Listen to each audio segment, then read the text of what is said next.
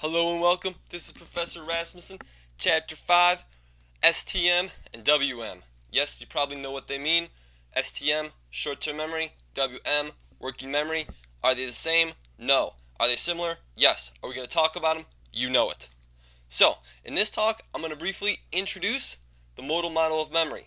Now, modal model of memory is a very nice way to, a very classical way to conceptualize what is going on within our brain when we are experiencing events in the external world and we're trying to store them within our brain. Now, I am going to talk about sensory memory. I have that up there. I'm not going to talk about it right now. I'm going to talk about it in the next talk. But for this talk, let's talk about the modal model of memory. Now, the modal model of memory, you've probably seen it before in Introduction to Psychology, but this is the information processing model provided to us by two researchers, Atkinson and Shiffrin, in the 60s. I believe they kind of helped finalize or review their model in late 60s, 67 or something. But this is the information processing model. It's a flow chart. It starts from the left and moves to the right. The left is the input. The input in respect to the environment, such that you hear someone's name, like the name Jessica. You hear the name Jessica, it's coming in with all this other crap that's coming in, henceforth, all those arrows. It goes into the first of three locations: sensory memory, then short-term, then long-term memory. Sensory memory is basically where this information is going to be processed first, okay? Going to be briefly held there and moved along to short-term memory. Now, people might be asking, hey, why do you have so many arrows going into sensory memory and so few going out? Well, this is kind of similar to attention. Do you remember in attention where there was a lot of arrows going in and there was just some arrows going out? Yeah, some sort of bottleneck or some sort of device that is only applying your attention to the most salient and important aspects. Yeah, there's something like this going on. There is tons of stuff coming into our body right now. Whether that is, the foot, the way my foot feels in my sandals, the way my shirt feels on my back. These short sleeves on my shirt are just annoying me. I wish they were larger. Okay, the way my headphones feel around my neck, the way my voice is sounding lovely to me right now. All this stuff is coming in, but I'm only paying attention to a little bit of it. So that's the deal there. So the name Jessica comes in to sensory memory. Boom, it gets pushed along to short-term memory. Now I'm aware of it. I'm conscious of it. I can be thinking about it. I can rehearse this information consciously. Jessica, Jessica, Jessica. Now you can even go to the output, all right? I can even say the name Jessica. Hey, Jessica. Or I can stop thinking about Jessica, okay? And poof, it'll be gone forever.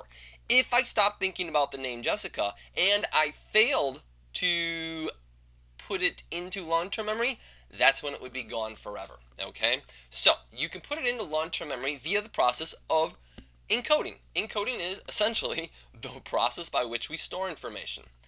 We will talk about encoding in a later chapter, in the long-term memory chapter. Now, if that information is encoded and stored, you have the ability to retrieve that information. So to pull that information out of long-term memory. If you pull it out, you can put it in short-term memory. Once it's in short-term memory, you can rehearse it. You can think about the name Jessica, Jessica, Jessica, and then you can even say the name Jessica. All right, so this is essentially the modal model of memory. Pretty simple, and there you have it. Let me give you an example just to help make sure you got this, okay? So you're calling a pizza joint, a pizza parlor. I don't know if anyone even calls it a pizza parlor anymore.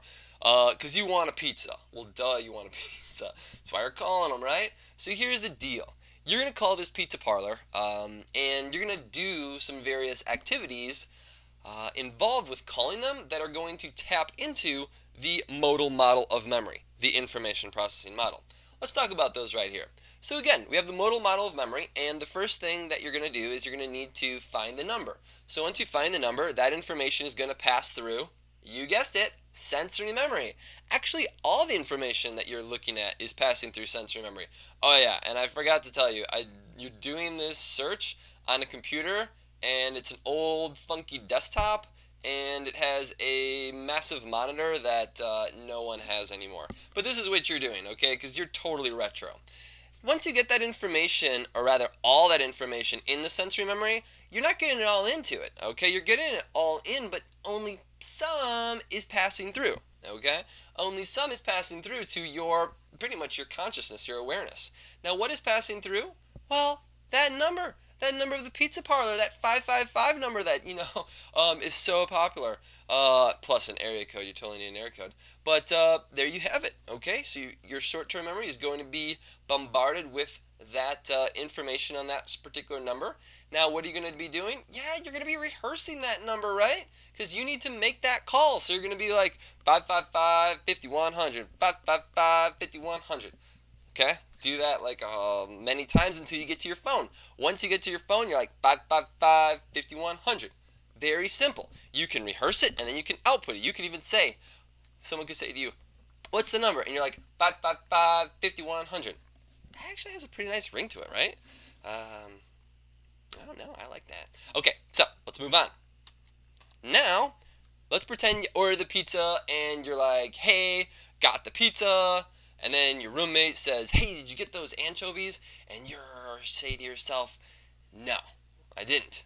Was I supposed to? And they say, yes, I love anchovies. They're so tasty. And so you say, all right, I guess I can order some anchovies for you. So what you do is you go to the phone and you pick up that phone and you say, oh no, what was that number? Wait, I know that number. It's 555-5100. You know how you got that number?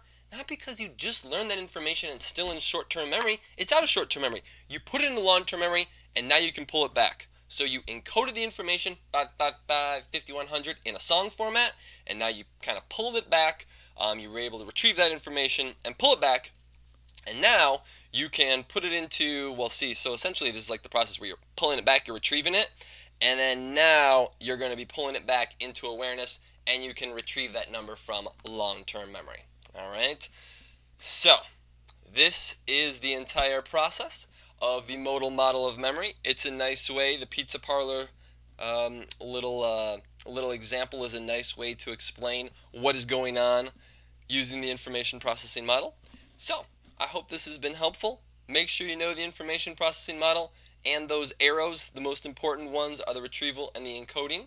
The other arrows are essentially input coming in, and then the information from sensory memory to short-term memory. That's going to be some sort of attentional process where it kind of reduces some of that information down to only the needed information. Guys, girls, everyone, in the next talk, we're going to talk about that black little circle there, sensory memory. I hope you tune in.